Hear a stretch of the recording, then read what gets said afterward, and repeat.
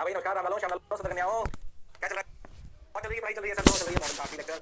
वैसे भी बहुत धीरे धीरे ढंग से पढ़ाया है। मेरे को सही बताऊं 3-4 लेक्चर कम में भी खत्म कर सकता था, तो मैं धीरे धीरे हर चीज खत्म में आता है। आजकल हो सकता है बहुत जल्दी खत्म हो जाए, पर इसको सुनते हैं ध्यान से, रटने वाला क्वेश्चन ज्यादा है, जैसे कि सीरियस जो एनसीईआरटी होती है आपको याद करनी होती है, वो भी मैं आपको लिखूंगा रटो, दिमाग में सेट रखो। मैंने कहा बहुत ज्यादा कुछ नहीं होगा, आपको रट रहा हूं, कुछ चीजें और बताते हैं, आगे बढ़ते हैं। याद करो अपन रेडी टू डे में अपन बहुत सारी चीजें कर चुके हैं। मैं पहले बोला था फर्स्ट ऑर्डर काइनेटिक्स में बहुत सारी आपकी आती है। याद करो मैं आपको लास्ट में बताया मीन लाइफ, अरे हां सर, एवरेज लाइफ याद करो 1 बाय लैम्डा, टी हाफ क्या है 2 बाय लैम्डा, अरे हां सर, सारी एक्टिविटी मैंने आपको समझाई, टीपीएस क्या होता है, क्यूई क्या होता है, 2-3 सवाल कराया, अरे हां सर, तो थोड़ी थोड़ी आगे कहानी सुनाते। बहुत ज्यादा कोई ऐसी खास बात नहीं है और ना कुछ बचा है, पर वो याद होना चाहिए जो पढ़ने वाले ध्यान से देखिए।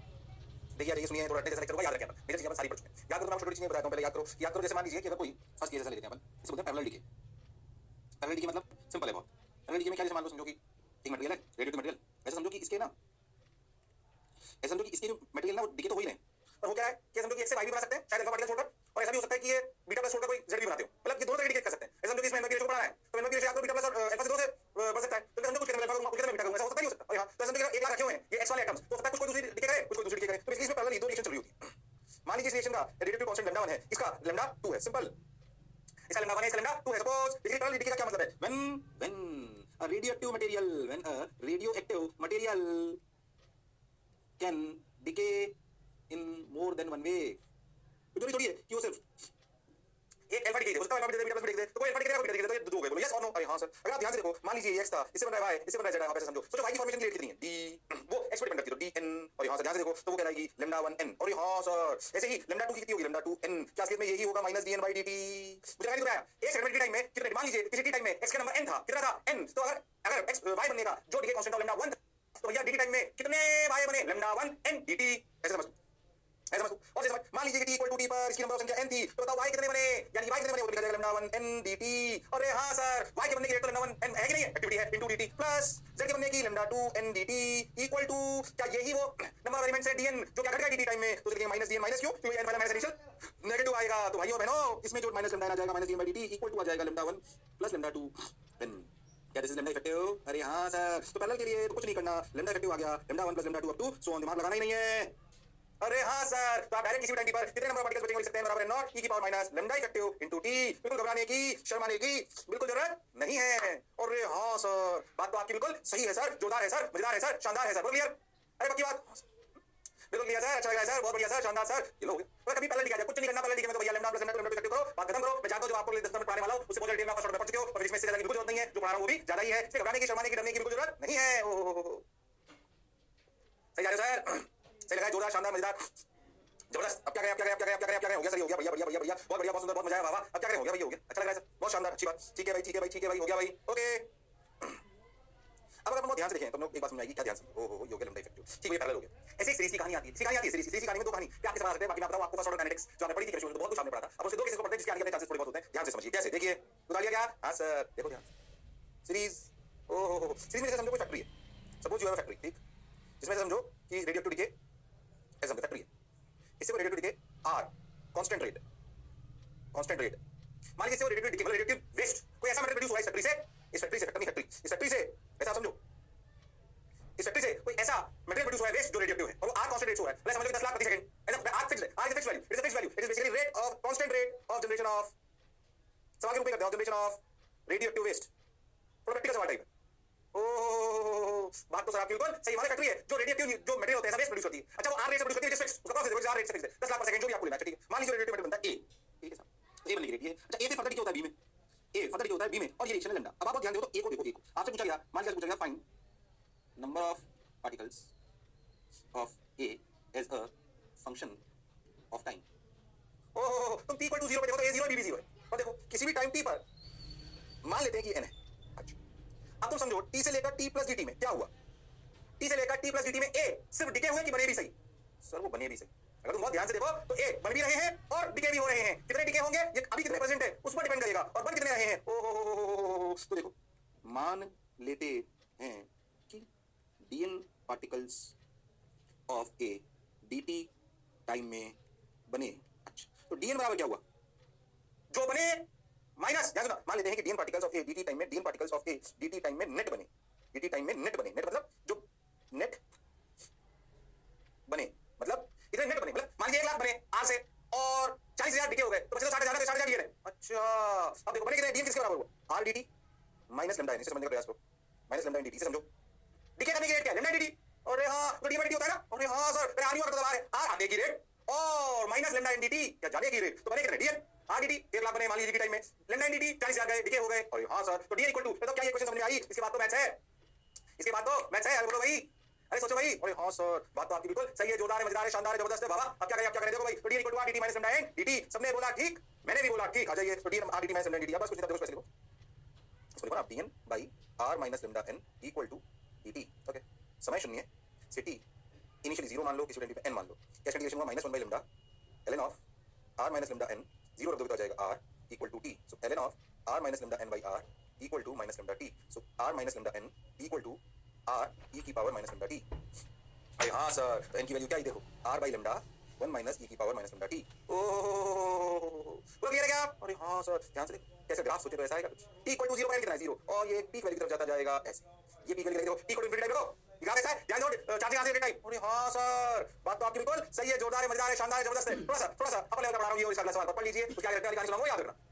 पहले तो जो मैं बोला क्या चमका, हाँ सर बिल्कुल सही चमका, जोरदार चमका, मजेदार चमका। तुम सोच के भी देखो आनी रेट आ रहे मान लो, जैसे यार रेट है शुरुआत में मान लीजिए 1 लाख पर आ रहे हैं तो 1 लाख हुए, फिर कुछ डिके हुए, फिर 2 लाख, 1.5 लाख हुए, फिर और डिके हुए। जैसे जैसे आने की रेट बढ़ेगी, जैसे जैसे आने की रेट तो फिक्स है, पर जैसे number of accumulation of particles बढ़ेगा क्या जाने की रेट बढ़ेगी। क्या समय से आएगा दोनों रेट बराबर हो जाएगी, वो समय का होगा जब lambda n steady state n से बोल सकते हैं इक्वल टू r, तो क्या लेमडा बाई n वो वाला होगा, सॉरी r बाई लेमडा क्या वो वाला n होगा जब क्या स्टडी स्टेट आ जाएगी, स्टडी स्टेट हो और ये कहलाएगा r बाई लेमडा। वैसे तो मैथ की इक्वेशन आपको समझा दी, t equal to 0 0 t equal to infinity रखो तो 1 बाई इनफिनिटी इज 0 तो r बाई लेमडा। क्या कहानी समझ आई है? हां सर समझ आई है सर, अच्छा लग रहा है सर, जोरदार सर। लो भैया अगर ऐसा कभी टट्टी वाला सवाल आ जाए अच्छे सवाल के रूप में गड़बड़ नहीं करनी है। ओके सर हां भाई, अरे बोलो भाई, अरे सोच लीजिए। हाँ सर बहुत बढ़िया सर, बहुत शानदार सर, बहुत मजेदार सर, वाह वाह सर, पक्की बात। ओके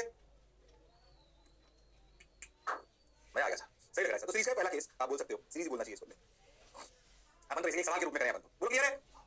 हो गया सर, बहुत बढ़िया सर, शानदार सर, मजा आया सर। वो समझ आया क्या? अरे सोच लो, अरे घबराओ मत, जिसने की शर्म उसका नंबर कम। बहुत बढ़िया साहब, आ जाइए। ये हो गया, ये हो गया, ये हो गया, ये हो गया, ये हो गया, अच्छी बात। लो भाई बोलो एक और देख, ये थोड़ा टफ है कैलकुलेशन पर सुन लो। सीरीज केस सेकंड में क्या है कि एक ए रेडिएटिव मटेरियल है, वो बी में जाता है और बी वाला फिर डिके हो जाता है किसी चीज में, मतलब ए एक दूसरी चीज बनाता है, रेडिएटिव डिके कर देता है, बी बनाता है और बी फिर सी बनाता है, और ए से बी रेडिएटिव डिके है, बी से सी बी। अब सोचो, अच्छा बी के कंसंट्रेशन, ए का कंसंट्रेशन निकालना बहुत आसान है, सी का निकालना बहुत आसान है, बी का निकालना टफ है। सोचते कैसे पहले समझते हैं। और ये मान लेते हैं कि t इक्वल टू 0 पर इसका कंसंट्रेशन n0 था, इसका कंसंट्रेशन 0 था, इसका 0 था, ये रिएक्शन लेमडा 1 थी, ये रिएक्शन लेमडा 2 थी। अब t इक्वल टू t पर अगर तुम बहुत ध्यान से देखो, t इक्वल टू t से लेकर t equal to t plus dt है ना, इस पे कंसंट्रेट करो। मान लेते हैं कि t इक्वल टू t पर ये इसकी वैल्यू nb थी, कितनी थी nb। ओह अब तुम nb को ध्यान से देखो, ये पहले वाला सवाल है, nb बन भी रहा है तो a छोड़ रहा है। अरे हाँ बात तो आपकी बिल्कुल सही है, और nb जा भी रहा है तो सी में बन रहा है। अच्छा एक बच रही है तो बहुत आसान है, तो यहां से पूछ ले what is the concentration of na as function of time t, तो आपका आंसर होगा n0 e की पावर माइनस लेमडा 1t। इसमें तो कुछ सोचना ही नहीं है। अरे ये तो क्या मतलब बिया के डी क्यों आया, उसको तो नॉर्मल रिएक्शन दिया, अपनी कर दी, वो तो बीमेडी के बाद एक कितना बचा टाइम के बाद भैया, कितना बचा? अरे बचा कि नहीं बचा? हां सर बिल्कुल बचा सर, शानदार सर। na इतना ही बचा भैया। अच्छा सी कितना बचा, सी कितना बना ध्यान दो, आपको दिखाई देगा थोड़ी देर में। ओहो ए और डी के कंसंट्रेशन आ गए तो सी तो अपने आप आ जाएगा, इसमें कोई शक और संशय वाली बात नहीं है। चलो भाई बहुत बढ़िया, बहुत सुंदर, बहुत मजा आया, वाह वाह। अब क्या करें? ओके सर सही से लग रहा है सर, बढ़िया लग रहा है सर, शानदार सर, ठीक भाई। अब क्या करें, ध्यान दो, t से लेकर t प्लस dt में कंसंट्रेट करने का प्रयास करो, t से लेकर t प्लस dt में कंसंट्रेट करने का प्रयास करो। अच्छा तुम ध्यान से देखो तो dnb is the number of particles formed net, dnb net particles left in dt time। आप ऐसा समझो, dnb क्या माना मैंने, नेट मान लीजिए 1 लाख बने, 70,000 चले गए, 30,000 बचे, 30,000 है। अब सोचो बने कितने dt टाइम में, बनने का काम कर रहा है a, तो जितना a डिके करे होंगे, जितना a डिके करे होंगे, ओहो जितना a डिके करे होंगे क्या उतना ही b बना होगा। बिल्कुल सही बात है सर, जितना a डिके करे होंगे क्या उतना ही b बना होगा। a डिके कितना करा देखो, n ध्यान सुनना, इस छोटे से टाइम में करा लेमडा 1 na dt। अरे हाँ सर लेमडा 1 na उसकी एक्टिविटी इनटू dt। अरे हाँ सर इतना डिके करा, बोलो करा कि नहीं करा? बिल्कुल करा सर, शानदार जानदार जबरदस्त, हम सफर आ जाइए। इतना तो b बना तो गया कितना, अरे गया कितना, उसी में आपको b की रिएक्शन है माइनस लेमडा 2 nb, b की एक्टिविटी है इनटू dt, तो इतना डिके कर गया, इतना a से आया। पहले बताओ क्या ये इक्वेशन समझ आई है? अरे बोलो भाई, अरे शर्माओ मत, अरे बोलो भाई, अरे सोच रहे भाई। हाँ सर बिल्कुल समझ आ रही है सर, शानदार सर, जबरदस्त सर, मजेदार सर, वाह वाह सर। अब क्या करें sir? Okay got your point, समझ आ गया सर। चलो रे भाई, वाह रे भाई, सोचो रे भाई, देखो रे भाई, ओहो रे भाई। लो सो dnb lambda 1 na dt minus lambda 2 nb, अब इसको इंटीग्रेट करना इतना आसान नहीं, ध्यान से समझो इसको। लिखता हूं dnb plus lambda 2 nb dt equal to lambda 1 na। अच्छा na की वैल्यू रख लो, n0 e की पावर माइनस लेमडा 1t, ये समझना है ना, na की वैल्यू ऊपर से रख दी। अरे हां सर अब क्या करें इंटीग्रेट करने के लिए, देखिए चलाते हैं इंटीग्रेटिंग फैक्टर, इसको e से e lambda 2t multiply on both side. चित्र क्या नहीं आती है तो कोई बात नहीं, मैथ से बेसिकली कहा जाता है बस। हमें कैसे आएगा, स्टैंडर्ड प्रोसीजर है, आता है तो अच्छी बात है, नहीं आता है तो कोई बात नहीं, इंटीग्रेटिंग फैक्टर बोलते हैं। दोनों तरफ इसको इससे मल्टीप्लाई कर दो, e लेमडा 2t से, इंटीग्रेटिंग फैक्टर बोलते हैं इसको, छोड़। So e lambda 2t dnb plus lambda 2 e lambda 2t NB dt equal to lambda 1 n naught e की पावर, ये lambda 1 था ना, ये lambda 1 था, e की power lambda 2 minus lambda 1 t। सब सही कर रहा हूं ना? हाँ, वो e की पावर lambda 2 मिल जाएगा तो हो गया lambda 2 minus lambda 1 t, बिल्कुल सही लग रहा है। तो पहले इसको देखो ध्यान से देखो, ऐसे कोई बात समझ में आएगी, ध्यान देखो, ये इसको ऐसे लिखते हैं, देखो इसलिए इंटीग्रेटिंग फैक्टर इसको देखो कैसे लिखते हैं, d of e की पावर lambda 2t, ध्यान सुनो, d of e की पावर lambda 2t nb। इस टर्म को डिफरेंशिएट करोगे तो या तो पहले को कांस्टेंट रखते हैं, या तो पहले को कांस्टेंट रखते हैं, दूसरे को डिफरेंशिएट करते हैं। तो nb और e lambda 2t को अलग मान लो, तो पहले टर्म में देखो ये आया, दूसरी में देखो e lambda 2t को का डिफरेंशिएट तो ये आ गया, और ये हां s इक्वल टू पेंट में गड़बड़ करिए जो इसमें एन डी टी चल रहा है, डी तो चल रहा है ना, अरे हाँ सर lambda 1 na dt चल रहा है, बिल्कुल सही बात भाई सर, ये आ गया। अब इसको ऐसे लिख लो lambda 1 n नॉट e की power lambda 2 minus lambda 1 t dt। अब दोनों तरफ क्या कर लो, इंटीग्रेट। ओ माय गॉड, बात तो आपकी बिल्कुल सही है, जोरदार है, मजेदार है। समय शून्य पर ध्यान से देखो, e lambda 2t nb की लिमिट लगाते हैं। समय शून्य पर nb भी 0 था, समय भी 0 था, तो e की 0 1 था, पर ये वैल्यू 0 ही थी। ओह, तुम बहुत ध्यान से देखो, और ये वैल्यू एज इट इज आएगी, जो भी वैल्यू बचेगी टी टाइम पे जो भी रहेगी टाइम टी, ये भी इतनी ही रहेगी, nb की वैल्यू उठा के अपन यहां से रखते हैं।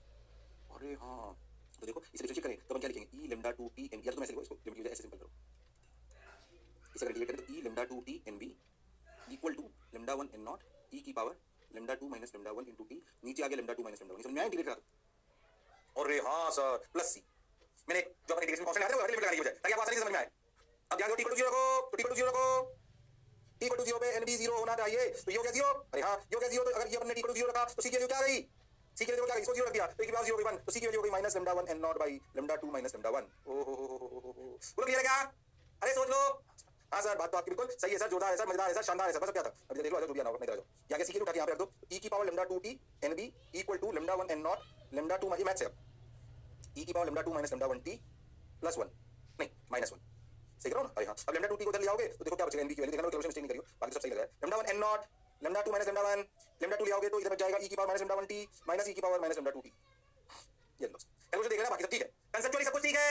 ओह माय गॉड, बात तो सर आपकी बिल्कुल सही है, जोरदार है, मजेदार है, शानदार है। लो ये आ गया, अरे आया कि नहीं आया, आ गया सर, आ गया सर, एनबी आ गया। अब सोचो एनबी अगर आ गया तो एनसी क्या है, अरे एनसी तो सर अपन जानते हैं कि कितने बने अपने दिखाई देता है, एनबी से रिलेटेड होंगे, कहां से रिलेटेड होंगे, एनबी से, क्या जानने की होती है अपने को। आप ऐसे भी कर सकते हो, एन नॉट क्या एक ही बन रहा है, ए से बी और बी से सी एक ही बन रहा है, तो अगर आपको एन नॉट पता है, एन पता है, टोटल एन नॉट है ना, तो आप ऐसे लिख सकते हो, N is function of time T plus NB is function of time T plus NC is function of time T should be equal to N naught. तो आपको ये पता पड़ जाएगा, अरे पता पड़ेगा, हां सर पड़ेगा सर, बिल्कुल सही जा रहे हो सर, शानदार सर, जबरदस्त सर, मजेदार सर, वाह वाह सर। ओहो, पूरा क्लियर हो गया। अब ये सवाल आता है, आपने शायद कैनेटिक्स में, कैनेटिक्स में ए से 2b 2b से 3c कैसे भी करे होंगे, हो सकता है आपको कराया हो सब। अरे हां सर, वो आते हैं, अब फिजिक्स में तो ये आ जाए बड़ी बात, इसलिए मुझे मजा पूछ लिया, ये भी मैंने ज्यादा ही पढ़ा है, पर कहानी कैसे करती है, बोलो क्लियर है क्या? अरे हां, तो इस तरह के डीके भी आ जाए तब भी क्या सवाल कर सकते हैं, हां सर कर सकते हैं, बिल्कुल कर सकते हैं। चलिए भाई, जोरदार, शानदार, मजेदार, हमसफर, बोलो क्लियर?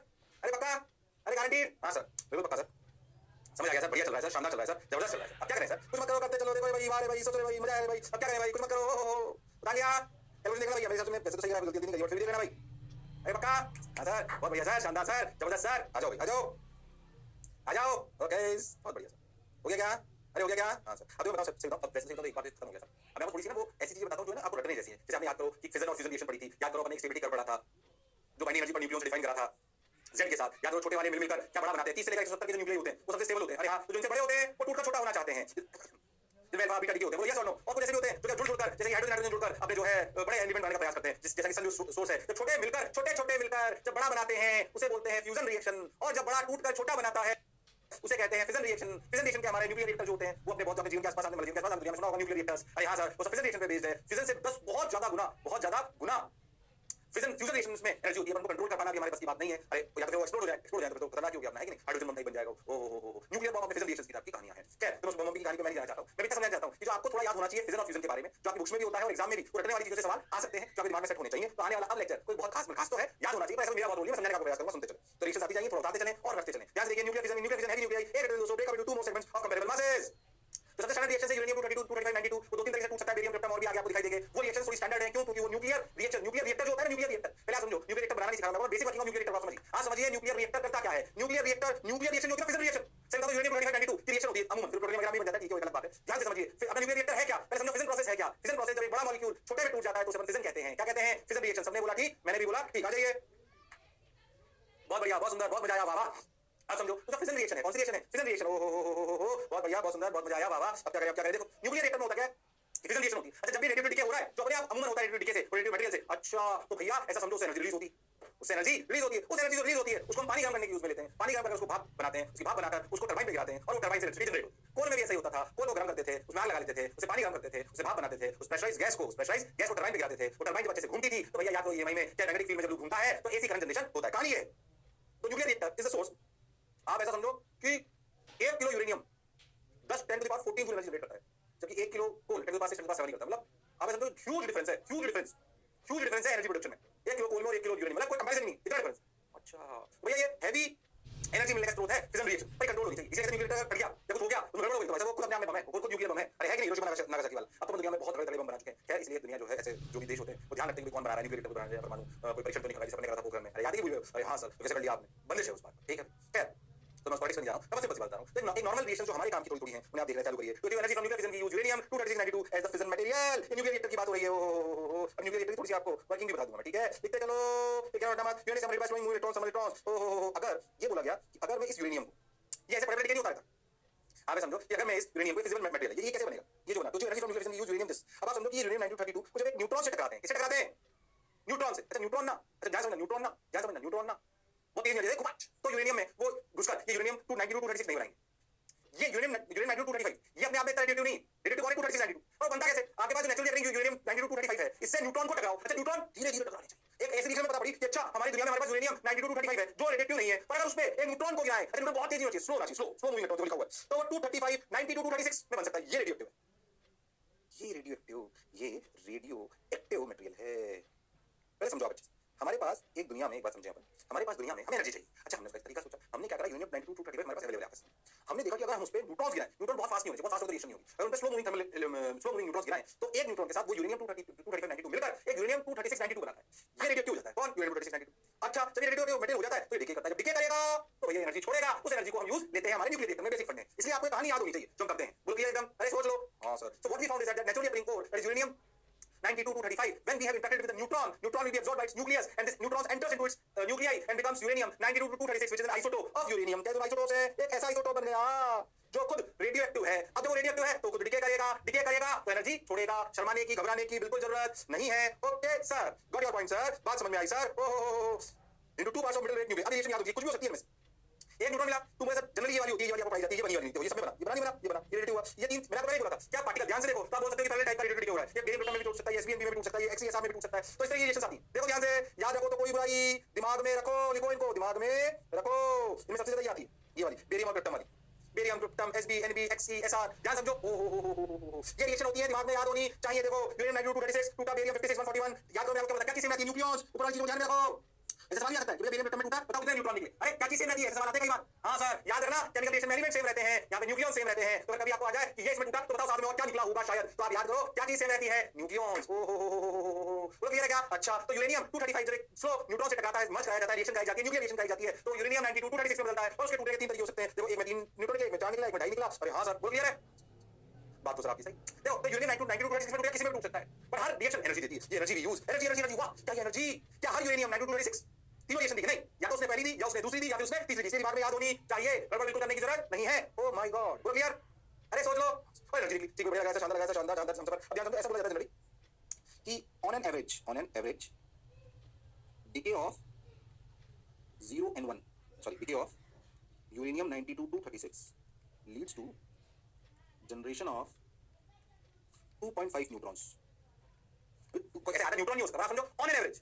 क्यों किसी कभी कोई रिएक्शन तो 3 करेंगे, कभी 4 कभी 2। तो हमने अपने अनुभव से पाया कि ऐसा आप बोल सकते हो कि जब भी एक यूरेनियम 92 236 डिके हुए तो 2.5 न्यूट्रॉन मिल सकते हैं। 2.5 का मतलब 0.5 मिलेगा नहीं, मैं समझा ऐसा कि 10 टूटे तो 25 मिल गए। अरे हाँ सर 10 टूटे तो 25 मिल गए, वो समझ पाए। अच्छा ये बहुत क्रांतिकारी बात थी इस रिएक्शन की। क्यों मैं बताऊं, वेरी इंपॉर्टेंट थिंग, ध्यान दीजिए। हमने न्यूट्रॉन से रिएक्शन कराई और जब सोचो रिएक्शन हुई तो यूरेनियम 92 236 बना और उसे 3 तरीके से आपको अलग अलग सब में एनर्जी निकली। बिल्कुल बात समझ में आई सर, बढ़िया एनर्जी निकली, शानदार निकली। लगभग 2 मेगा इलेक्ट्रॉन वोल्ट एक यूरेनियम एटम में आपको एनर्जी मिल जाती। अच्छा क्या वो डेटा पे मैं बहुत ज्यादा नहीं जा रहा, ध्यान सुनो। अच्छा अब हुआ क्या कि ध्यान से जादू क्या हुआ? जादू ये हुआ कि इस रिएक्शन में जब न्यूट्रॉन को यूज किया तो फिर 8 न्यूट्रॉन निकल गए। ध्यान से सोचो तो अगर मैंने 1 न्यूट्रॉन को यूज किया तो रिएक्शन के बाद 2.5 न्यूट्रॉन निकल गए। मान लीजिए 10 रिएक्शन हुई तो 10 न्यूट्रॉन काम में आए और निकले 25 15 एक्स्ट्रा। अरे हां अभी 25 क्या करेंगे? क्या 25 वापस यूरेनियम 92 235 से मिल सकते हैं क्या? फिर कहानी बढ़ा सकते हैं। सोचो मैं 10 यूरेनियम जाता तो 5 न्यूट्रॉन चेन रिएक्शन चालू हो जाएगी।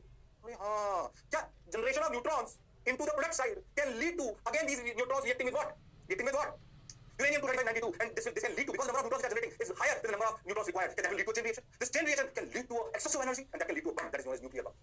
अगर इस रिएक्शन को कंट्रोल नहीं करा गया तो आप न्यूक्लियर बम पैदा कर देंगे। एनर्जी एनर्जी कई पता नहीं कितने लोगों की जान आप ले लोगे। What is nuclear bomb? Nuclear bomb इसी तरह की रिएक्शंस का आप ऐसा समझो एक ऐसी रिएक्शन है जो अगर अनकंट्रोल कर दी जाए तो उसे संभालना पॉसिबल नहीं है, because it initiates a chain reaction. It initiates a chain reaction. और हां सर, फिर कह रहा हूं न्यूक्लियर बम बनाने साइंटिस्ट पता नहीं क्या-क्या न्यूक्लियर साइंटिस्ट है वो पता नहीं क्या-क्या बहुत बेसिक बात होगी। बताओ क्या ये कहानी आप लिखना जब हम रिएक्शन को ध्यान से देखें तो न्यूट्रॉन को यूज कर वापस ज्यादा न्यूट्रॉन निकलते हैं। ये न्यूट्रॉन फिर से यूरेनियम 235 92 के साथ मिलकर फिर से रेडियोमेटिक बना सकते हैं और ये चेन लगातार बढ़ सकती है और जब इसे कंट्रोल नहीं करा जाए तो न्यूक्लियर बम में तब्दील हो सकती है। अरे यस और नो? बात तो सर आपकी बिल्कुल सही है, जोरदार है, मजेदार है, शानदार है, जबरदस्त है। बोलो क्लियर? अरे सोचो। हाँ सर सही बोल रहे हो सर आप, शानदार शानदार जबरदस्त मजेदार। ओहो ये हो गया सर, ये बात क्लियर लग रही है सर। बोलो पक्का? हाँ। अच्छा कभी कभी ऐसा होता है कि हमें ये बात समझ में आती है कि जो न्यूट्रॉन्स निकलते हैं ना, जो रिएक्शन में न्यूट्रॉन्स निकलते हैं, ये अच्छा ये समझ में आ गया? बोलो क्लियर? बोले कहानी समझ में आ गई? हाँ, that this reaction is a chain reaction and if we have to extract a constant energy supply we need to control this reaction। ये बात समझ में आई। By understanding these equations we understood that it can initiate, but once it is initiated it can initiate a chain reaction which can lead to excessive energy। So if we have to extract a constant energy, a controlled constant energy, then we have to control the number of neutrons। then we have to control the what? number of neutrons। समस्या समझ आई हमको? बोलो clear है क्या? अरे पक्की बात? Okay sir, बात समझ आई सर, बहुत बढ़िया सर, शानदार सर, जबरदस्त क्लियर। क्या बात है? different products are reduced nuclei, they have beta particle section to achieve stable end products, energy release in the emission, physical nuclei, uranium is about 200 megaelectron per physics, 2 megaelectron volt, 200 megaelectron volt per physics nucleus। 200 megaelectron volt एक generate करता है। इसीलिए तो उसे देखेगा ना तो 1 kilo uranium ऐसा समझो 1 किलो लगभग 1 kilo coal 10 to the power 7 joule generate करता है। 1 kilo uranium 10 to the power 14 joule, double नहीं हुआ है वो पावर में 10 to the power 7 10 to the power 14। सोचो कितने गुना इतना सा यूरेनियम इतना खतरनाक हो सकता है कि आप सोच भी नहीं सकते। बता जो मैं बोला चमका। बात तो आपकी बिल्कुल सही है, जोरदार है, मजेदार है, शानदार है, जबरदस्त है। लो भैया तो मैंने neutron induced reaction is a chain reaction on average 2.2 neutrons are emitted in each fission reaction on average mass loss per reaction is 0.2 mu। ठीक है याद है? ठीक है। in nuclear fission total binding energy increases, total binding energy increases and excess energy is released। या तो जब अपनी भैया रेडियो डीके होता है तो क्या बाइंडिंग एनर्जी जो इधर वाले होते हैं प्रोडक्ट्स वो ज्यादा स्टेबल होते हैं क्योंकि बाइंडिंग एनर्जी पर न्यूट्रॉन ज्यादा होती है लेफ्ट हैंड साइड वाले के कंपैरिजन में, तभी एनर्जी रिलीज होती है। This energy release in the form of heat and used in nuclear reactors to produce electricity. छोटी सी बात देख लो, थोड़ा सा बेसिक फंक्शन मैं आपको न्यूक्लियर रिएक्टर का समझा दूंगा कि उसमें क्या क्या चीजें यूज करी जाती हैं। बताओ जो मैं बोला क्या चमका? हां सर बिल्कुल चमका सर, शानदार चमका सर। बोलो क्लियर? अरे पक्की बात? हाँ सर बहुत बढ़िया सर, शानदार सर, जबरदस्त सर। ओके उतार लीजिए छोटी बातें, दिमाग में याद है तो कोई बुराई नहीं है, पॉइंटर डाल के लिख दिए हैं, दिमाग में सेट रखो तो याद रहेगा। 200 इलेक्ट्रॉन वोल्ट एक फिजिकल होती है, अंदाजा पूछते थे कई बार एग्जाम में, तो अंदाजा होना चाहिए। मैं एक्चुअली डेटा आपके लिए आई है कि एक्चुअली डेटा तो किसी को नहीं पता होता ना, रिलेशन का अलग हो सकता है, पर आप समझो कि उनका डेटा अंदाजा आपको थोड़ा याद होना चाहिए होता क्या है। बोलो क्लियर? अरे सोच लो। हाँ सर बिल्कुल क्लियर सर, शानदार क्लियर सर, जबरदस्त क्लियर। ओके आगे बढ़िए मास्टर। ओके लो भैया अपनी जो जिसके बात कर रहे थे वो न्यूक्लियर रिएक्टर, आप ऐसे समझो कि कंट्रोल रूम जो होती है ना, ऐसे समझो कि यहाँ पे रिएक्शन हो रही है, ऐसे समझो रिएक्शन चैम्बर, ठीक ठीक है ना, रिएक्शन चैम्बर। वो क्लियर है? ओके तो रिएक्शन चैम्बर बहुत बढ़िया अच्छे से लगा। यहाँ पे अपना कोर रखा, अपने कोर में जहाँ यूरेनियम अपने रखा, उसमें रिएक्शन कंट्रोल का क्या काम है? They absorb extra neutrons for controlled reactions. ऐसे समझो, ऐसे हमारे पास मटेरियल में बहुत ज्यादा नहीं जा रहे, ऐसे हमारे पास मटेरियल है जिनको अपन रॉड्स होती है बेसिकली उनको न्यूक्लियर रिएक्टर में लगा दिया जाए तो एक्सेसिव न्यूट्रॉन्स होते हैं नहीं निकलते, वो अब्जॉर्ब करते हैं, सारे नहीं होते। अरे ये सॉल्व वो अब्जॉर्ब कर जाता है तो फिर रिएक्शन करते नहीं आगे, रिएक्शन इनिशिएट होती है तो कांस्टेंट पावर सप्लाई मिलती है। अच्छा एक और चीज होती है मैं बताऊं यहाँ पर जिसे हम बोलते हैं मॉडरेटर्स। इनका यूज होता है used to reduce speed of neutrons. याद करो मैं पहले ही बोला था कि न्यूट्रॉन्स की स्पीड फॉर सक्सेसफुल या फॉर प्रॉपर रिएक्शन। याद करो मैंने आपको एक बात बोली थी, क्या बात बोली थी? मैंने आपको एक बात बोली थी कि न्यूट्रॉन्स जो है क्या है, न्यूट्रॉन्स जो है वो अगर बहुत तेज आ जाएंगे अगर तो फिर वो हमारे को बहुत ज्यादा अच्छी रिएक्शन मतलब यूरेनियम 232 के साथ अच्छे से रिएक्ट करके यूरेनियम 292 नहीं बना पाएंगे, तो उसके लिए हमें थर्मल न्यूट्रॉन स्लो न्यूट्रॉन्स चाहिए। उसके लिए हम क्या करते हैं? मॉडरेटर्स यूज करते हैं। स्लो वाट बोल दीजिए उनको जनरली, जैसे अपने यहाँ जो कई सारे heavy water can use moderator जो कि स्पीड को घटा सकता है। तो स्लो न्यूट्रॉन्स प्रोड्यूस करने के लिए कौन रखते हैं? मॉडरेटर्स। कंट्रोल क्या करती है? एक्सेसिव न्यूट्रॉन्स को यूज में लेती है, रिएक्शन होती है इस हीट को, यहाँ से समझिए एक यहाँ पे हीट टर्मिनल ले जाया जाता है जहाँ पे वाटर फ्रॉम कंडेंसर, यहाँ से वाटर लिया गया, स्टीम टर्बाइन स्टीम बनी, उसको यहाँ पे बाहर निकाल दिया गया। बोल क्लियर है क्या? हीट एक्सचेंज समझ में आ रहा है क्या है? और हाँ सर तो ये बेसिकली यहाँ से हीट निकली यहाँ पहुंची, इससे पानी को गर्म करा, उस स्टीम को उठाकर अपन स्टीम टर्बाइन में ले गए। बोल क्लियर है? और टर्बाइन वेयर वी जनरेट, फिर मैं कह रहा हूँ मैंने तो सिर्फ एक बेसिक सा फंडा बनाया है, वेयर वी जनरेट इलेक्ट्रिसिटी। मैं इसको बहुत डिटेल में नहीं जा रहा हूँ, हमने हमें बहुत लंबी चीजें सिंपल फंडा समझ में आना चाहिए। मॉडरेटर क्या करता है, कंट्रोल क्या करती है, कोर क्या करता है, अंदर रिएक्शन क्या हो रही है, बेसिकली हीट निकाली, हीट एक्सचेंजर क्या करता है उसमें लिक्विड रेजोनेंस लिक्विड फ्लो करवाई दी उसमें, तो हीट वहां पहुंची तो उसको लिक्विड गर्म करके भाप बना दिया, भाप को टरबाइन में देगा। बोल क्लियर? ये हीट आई कहां से? न्यूक्लियर रिएक्शन से। अच्छा न्यूक्लियर रिएक्शन कंट्रोल करने के लिए क्या वो कहानी अपने समझ में आ गई। तो बेसिक सेटअप, बेसिक ज्ञान आपको न्यूक्लियर रिएक्टर के बारे में होना चाहिए, बेसिक ज्ञान। अब इसमें बहुत सारी रिएक्शंस होती है प्लूटोनियम की, ये वो और भी अलग टाइप के अपन ले सकते हैं। आजकल प्लूटोनियम के बनाते हैं फास्ट ब्रीड रिएक्टर्स, ये वो जो एक स्टेज से बनकर दूसरे स्टेज पे चला जाता है, न्यूक्लियर वेस्ट इसमें कम होता है। हालांकि उसमें बहुत डिटेल में फिर बहुत जाने की जरूरत नहीं है, बस जितना बोलो उतना रख लो, काम की बात है। बोलो क्लियर? अरे सोच लो। हां सर बात तो आपकी बिल्कुल सही है, जोरदार है, मजेदार है, शानदार है, जबरदस्त है। अरे पक्की बात। हां सर सही लगा सर, D2 और भी हो सकते हैं, मैंने ऐसे बता दिया आपको, मेरे को लगा। ये देखो ऐसे यूरेनियम टू ये भी रिएक्शंस हैं जो आजकल कराई जाती हैं, ठीक है, मतलब नेपट्यून की, नेपट्यून फिर चला जाता है प्लूटोनियम में, ये ऐसे समझो अदर टाइप ऑफ रिएक्टर्स। दिमाग में रखो थोड़ी सी रिएक्शंस को। एक न्यूट्रॉन को यूरेनियम 238 92 से गिराया जाए तो 239 यूरेनियम 92 बना, तो नेपट्यून में बना, नेपट्यून के बाद बनेगा प्लूटोनियम में, प्लूटोनियम में आज के मतलब ये अपने देश में है कई जगह प्लूटोनियम। आज में पिक्चर जो देखो प्लूटोनियम प्लूटोनियम करते रहते हैं, वो यही देख। अरे यस और नो, इसके कुछ फायदे होते हैं, फास्ट ब्रीड रिएक्टर्स, ये रिएक्टर्स कुछ जरूरत है, बता लो बता लो। अरे बोलो भाई, फिर क्या याद रखना थोड़ा सा मैं समझने का प्रयास कर दिया, बहुत जल्दी में जाने की जरूरत नहीं है। चाहो तो अगर आप एनसीईआरटी एक बार पढ़ लो, उसमें थोड़ी बहुत एक्स्ट्रा डिटेल लिखा हो, उसको दिमाग में रख लो, पर आ सकते हैं वहां से, थोड़ा रटने वाला क्वेश्चन है, आपको करना पड़ेगा, मेरा ज्यादा रोल नहीं, मेरा रोल खत्म हो चुका, मैं जैसे आपको एक्स्ट्रा थोड़ा सा बता रहा हूं, ये बताऊं कहां से क्या पढ़ना है, कैसे करना है, बोलो यार, अरे सोच लो, हां सर, क्या कहानी याद रखोगे, हां सर बिल्कुल याद रखेंगे, इसमें कोई शक और संशय वाली बात नहीं है, अरे बोलो भाई, अरे सोच लो, ये कराने के टेंपरेचर चाहिए होते हैं, बहुत सारी चीजें होती है, हो जाते हैं, कोई दिक्कत नहीं, चलिए भाई, ये अपन कर पाते हैं, ये पॉसिबल है, ह्यूमन से इस तरह की रिएक्शंस को अपने कंट्रोल वश में कर लिया है, कंट्रोल कर हम कंट्रोल यूज कर उस कंट्रोल एनर्जी निकाल पाते हैं, इलेक्ट्रिसिटी जनरेट करते हैं, it is a huge source of electricity for the world, तो it is very important vital role, yes और नो, हां सर, बात तो आपकी बिल्कुल सही है सर, जोरदार है सर, मजेदार है सर, शानदार है सर, बोलो क्लियर, अरे पक्की बात, आप देखो, दूसरा प्रोसेस कौन सा है भैया, फ्यूजन, कौन सा, फ्यूजन, फ्यूजन में क्या होता है भैया, छोटे छोटे सन की वेरिएशन होगी, मैं सारी आपको सारी बता दूंगा, याद होनी चाहिए, सन हमारा इतना बड़ा स्टार, जिसे हम स्टार कहते हैं, आपको बताओ उसी कहानी पे मैं जा रहा, सन जैसे कि दुनिया में पता नहीं कितने स्टार है, हमारा स्टार कौन है, सन, जिससे हमारी दोस्त हमारी धरती कायम है, हमारे जिसको भगवान के रूप में पूजा जाता है, जो हमारा एनर्जी का सोर्स है, उसकी कोर में हो क्या रहा है, उसकी कोर में इतनी एनर्जी कहां से आ रही है, सोचिए, वो एक आपका गोला कितनी एनर्जी लगातार छोड़ रहा है, उसके पास बहुत हमारी धरती उससे बिल्कुल परफेक्ट दूरी पर है कि हमारी धरती का टेंपरेचर बिल्कुल मेंटेन रहे, उसके बाद पास चले जाएंगे तो भी जलकर भस्म हो जाएंगे, बहुत दूर चले जाएंगे तो भी अपने ठंडे हो जाएंगे, सर्वाइव करना पॉसिबल नहीं है, सो बेसिकली अपन ऐसा बोल सकते हैं कि जहां पर ह्यूमंस रह सकते हैं, लिविंग बीइंग रह सकते हैं, उसके लिए पास जो ह्यूमन हैबिटेट जोन जिसे अपन बोल सकते हैं, उसमें अप्लाई करती है, इसलिए शायद अपन जिंदा हैं, इसलिए बोलते हैं कि और बहुत सारे जो स्टार्स जिनको अपन कहते हैं, उनके लिए अपन बहुत ध्यान से देखें तो अपने को समझ में आएगा कि भाई और बहनों, उनको करने पर बेसिकली उनके हैबिटेट जोन में कोई सैटेलाइट है या प्लैनेट्स है, तो सकता है उनमें लाइफ हो, वहीं पर साइंटिस्ट लाइफ को ढूंढ रहे हैं, क्या उस सच्चाई में नहीं जाना चाहता, सन पर आते हैं, सन के कोर में कौन सी रिएक्शन हो रही है, इस सन एनर्जी पे, इसलिए बोलते हैं कि भैया सन आज नहीं तो कल खत्म होगा और धरती भी नष्ट होगी, पर अभी उसमें करोड़ों अरबों साल है, 5 बिलियन ईयर्स माना जाता है अप्रॉक्सिमेटली, इतनी इतनी रिएक्शन अभी उसमें बाकी है, इतना मसाला अभी अपने सन में बाकी है, चिंता मत करो, पता नहीं कितने लाखों जन्म ले लोगे, तब तक तुम धरती को कोई दिक्कत नहीं है, सन की तरफ से तो कोई और आपदा आ जाए तो एक अलग बात, तो जो मैं बोला चमका, हां सर, चलिए वो रिएक्शंस को पढ़ते हैं, डायरेक्ट पास करते हैं, आ जाइए, तो फ्यूजन रिएक्शन इन सन, तो प्रोटॉन प्रोटॉन यानी कि अपना hydrogen hydrogen, basically core hydrogen ये रिएक्शन होती है, देखो हाइड्रोजन हाइड्रोजन मिलकर ड्यूटेरियम बनाता है, उसे पॉजिट्रॉन निकलता है, और याद करो जब भी से पॉजिट्रॉन निकलता है तो न्यूट्रॉन निकला, बोलो क्लियर, क्योंकि न्यूट्रॉन बना ना, एक प्रोटॉन न्यूट्रॉन का मत पॉजिट्रॉन का मत अंदर तो ये हुआ ना, न्यूट्रॉन निकल गया, और हां सर, और एनर्जी निकली इतनी, फिर ये पॉजिट्रॉन और एक इलेक्ट्रॉन वहां पर है, जिन्होंने फिर से मिलकर इन्हें बोलते हैं पेयर इनहेलेशन, दो फोटॉन बना लिए, एनर्जी फिर से एनर्जी है, फोटॉन्स फॉर्म ऑफ एनर्जी, याद रखना छोटी, अच्छा यहां पर याद रिएक्शन है, 2H1 मिला फिर किससे, एक हाइड्रोजन एटम से, उसने फिर बना लिया 2He3, ओह ये हीलियम न्यूक्लियस का है आइसोटोप, और मेरे साथ एनर्जी निकाल ली गामा फोटॉन की, ओह उन्हें क्या कहा, एक ड्यूटेरियम एटम ने एक हाइड्रोजन एटम फिर मिले और बना लिया एक हीलियम, और हीलियम इस बार अपना आइसोटोप बना जिसमें भाई साहब दो प्रोटॉन है, एक न्यूक्लियस है, एक न्यूट्रॉन है, और इतनी एनर्जी फिर छोटी 5.49, फिर ये 2He3 ध्यान से देखो, तो फिर मिला एक हाइड्रोजन एटम, सॉरी 2He3 दोनों मिले, और इन्होंने क्या कहा, ध्यान से सुनो, इन्होंने एक हीलियम न्यूक्लियस बनाया और एक हाइड्रोजन एटम बना दिए, दो हाइड्रोजन बना दिए, तो ये फाइनल रिएक्शन थी, आप समझो, तो ऐसे हाइड्रोजन हाइड्रोजन हीलियम बनाते हैं, और ऐसे तीन चार प्रोसेस में रिएक्शंस होती हैं, और ये रिएक्शन होती है 26 पॉइंट समथिंग, रिएक्शन एक उसमें मिलती है अपने, और वो रिएक्शंस ये basically reactions responsible for, these are the reactions responsible for reactions, याद रखना है, reactions responsible for sun's energy, याद रखना, याद कर लो, याद कर लो, दिमाग मत लगाओ, याद होनी चाहिए, याद कर लो, काम आ सकती है, भले 5 को ये डेटा रखने की जरूरत नहीं है, 5.9 समझ तो अंदाजा रखो आप, बाकी रिएक्शंस याद रखो, एक्चुअली पता है एक बार एग्जाम में क्या आया, उसने लिखा 4 इक्वेशन में से कौन सी इक्वेशन नहीं पॉसिबल है, तो पता है इनमें से 3 रखी थी, तो जो चौथी थी वो नहीं पॉसिबल थी, क्योंकि इससे पता होगा क्या है तो समझ नहीं होगी, अरे हां और चौथी चैप्टर से लिख दी थी, तो मुझे कौन सी इक्वेशन पॉसिबल नहीं है, तो ये 3 तो पड़ी होगी तो लिख जाइए, तो पड़ी इसके अंदर होती है तो होती नहीं होती, अरे हां सर, बोलो क्लियर है क्या, अरे सोच लो, हां सर, बात तो आपकी बिल्कुल सही है सर, जोरदार है सर, मजेदार है सर, शानदार है सर, जबरदस्त है सर, बोलो क्लियर, याद रखोगे रिएक्शंस, अब तो निकलोगे, अभी इनसे थोड़ी सी मैंने बताया तो बाकी ठीक है, बोलो पक्का, तो मैं हीलियम न्यूक्लियस, कौन हीलियम बेसिकली इकट्ठा होता जा रहा है, ऐसे जो हाइड्रोजन कंज्यूम हो रहे हैं, जो अपने एटम में हाइड्रोजन कंज्यूम हो रहे हैं, और फिर ऐसी कहानी हो रही है, देखो ऐसे आप बोल सकते हो, अगर आप बहुत ध्यान समझो तो इन चारों को ना जोड़ो तुम ढंग से, तुम्हें पता है समझ में आएगा, देखो इनको ना तुम बहुत अच्छे से जोड़ो, तो तुम बहुत अच्छे जोड़ोगे ना, अल्टीमेटली ये मिलकर 1 2 और यहाँ पे 2, ये देखो 1 2 ये 3, ये 3 यहाँ से हाइड्रोजन एटम मिले और ये बना फाइनली, तो इनको अगर तुम जोड़ो ना, देखो जोड़ो, तो आपको ये रिएक्शन दिखाई देगी, 4 1H1 2 electron gives you 2He4 plus 2 neutrino plus 6 gamma और इतनी एनर्जी, ये करा आपने, 1 को 2 से मल्टीप्लाई करा, 2 को सेकंड मल्टीप्लाई करा, 2 को 3 से मल्टीप्लाई करा, 4 को जोड़ा, इन सबको जोड़ो तो दो चीजें कट जाएंगी, देखो ध्यान से पीछे करके बताता हूं, एक बार दिखाई देगा, रुक जाओ, देखो इन सबको 2 से मल्टीप्लाई कर दो, 2 2 2 2 2 2 2 2 2 2 2 2 2 2 2 2 2 2 देखिए बहुत बढ़िया रिएक्शन है, फाइनली सभी कॉम्बिनेशन से, तो देखो ये देखो आया 2 2, ये हाइड्रोजन हाइड्रोजन कितने 4, ये कितने 6 में से इधर देखो जाएंगे 2 तो जाएंगे 4, तो 4 हाइड्रोजन एटम बचे, 5 सबसे कट जा रही, 2 गामा 2 गामा 2 गामा 6 गामा निकला है, 2 पॉजिट्रॉन निकला है, 2 एंटीन्यूट्रॉन निकला है, ये 2 पॉजिट्रॉन एक दूसरे को मार दिया, ये 2 इलेक्ट्रॉन बच गए, बोलो यस और नो, अरे हां सर, तो रिएक्शन को जोड़कर तुम लोग फाइनली कहानी मिली वो ये थी, इसलिए बोलते हैं कि हाइड्रोजन हाइड्रोजन मिलकर हीलियम बना रहे हैं, और हीलियम बनता जा रहा है, हाइड्रोजन खत्म होता जा रहा है, इसलिए हमारी सन की फिक्स्ड लाइफ है, इसलिए हमारी सन की फिक्स्ड लाइफ है, और ये 26.7 मेगा इलेक्ट्रॉन वोल्ट के आसपास करीब करीब अपनी एनर्जी निकलती है, इसमें कोई शक वाली बात नहीं है, अरे बोलो भाई, ये और वाली चीज में कोई जरूरत नहीं है, ठीक है, जैसे आप लिख लो 4 इलेक्ट्रॉन वोल्ट करके उन्होंने 2 इलेक्ट्रॉन वोल्ट इधर जोड़ लिया, वो बेसिकली ऐसा समझो कि वो अल्फा पार्टिकल बन रहा है, इसकी समझ आ रहा है क्यों कराया, उन्होंने हीलियम के साथ अल्फा पार्टिकल बना लिया, जैसे हीलियम हीलियम एटम ऐसा समझो आप, इसलिए ऐसा कराया, लेकिन तुम देखो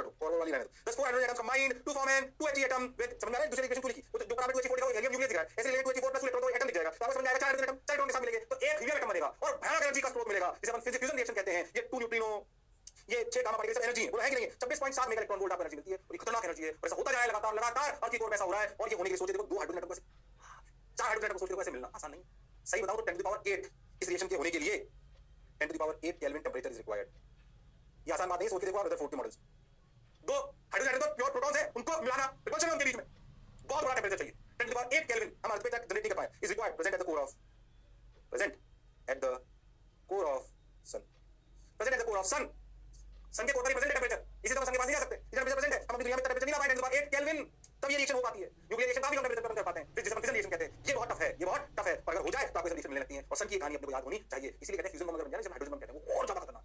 एक बार इनिशिएट हो गया ना करो तो इतनी तगड़ी एनर्जी देगा, इतनी तगड़ी एनर्जी देगा, आपके जान निकल जाएगी। और उसे इनिशिएट करना, उसे बढ़ाना इतना कोई आसान काम नहीं, उसे अनकंट्रोल आप करा जा सकता है। देखो आपके साथ बनता क्या बनता क्या बनता क्या बनता क्या, खतरनाक पक्का। ऐसे मत सोच, ध्यान से समझ, एक हाइड्रोजन एटम, ऐसे समझ एक हाइड्रोजन एटम, उधर देखो यूरेनियम 235, वो एक यूरेनियम 235 200 इलेक्ट्रॉन देता है, 26.7 देता है।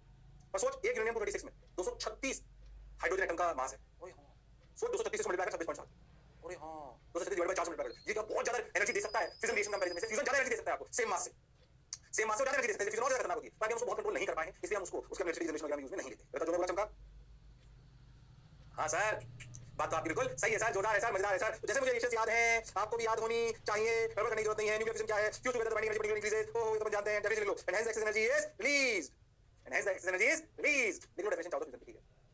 अब कभी-कभी आपसे ना वो रेडिएशन का डेल्टा लिखवा लेता हूं, वो लिखा तो लिखो, तो उतारो नहीं तो मत उतारो, बस बता देता हूं, तुम्हें दिखा देता हूं। आगे वो पता है वो डेल्टा कैसे लिखते हैं अपन, mass of product, mass of gated minus mass of product is delta into c square raise 91 mega electron volt. तो आप जानते हो, फिर भी आप समझ लो। अगर हर रिएक्शन का आपसे 1 dd रिएक्शन, मान लीजिए वाली रिएक्शन हो, ये वाली 2h3 हो, तो सोचो इसमें इतनी निकली, क्या इसका q वैल्यू ऐसे लिखी जाएगी, तो mass of neutron minus mass of electron, समझ में आ रहा है ये क्या करा, उतनी जरूरत नहीं, minus mhe3 minus 2me minus अपने कर दिया mass of neutron into c square, समझ में आ रहा है क्या, उतारने की जरूरत नहीं है, ये हम सब पहले कर चुके हैं। अगर इस रिएक्शन के लिए आपसे एनर्जी आपको डेटा दे दिया जाए, उतारने की जरूरत नहीं है। अगर डेटा दे दिया जाए तो क्या आप सवाल को कर सकते हो, हां sir, mass of reactants minus mass of, अरे सब काई में अल्फा बीटा सीखे कर चुके, 2h1 2h1 अगर 2 है तो mass of atom minus mass of electron, ये मास ऑफ न्यूक्लियस हो गया, इनटू 2 कर दो, मास ऑफ रिएक्टेंट आ गया, मास ऑफ 2h3 जो आइसोटोप है, इसके एटम का मास माइनस इसमें कितने इलेक्ट्रॉन है, 2, तो 2me इलेक्ट्रॉन, ये मास ऑफ न्यूक्लियस आ गया, प्लस एक न्यूट्रॉन का मास इनटू इनका डिफरेंस, क्या ये लॉस इन मास हुआ, delta m into 91.5 mega electron volt answer.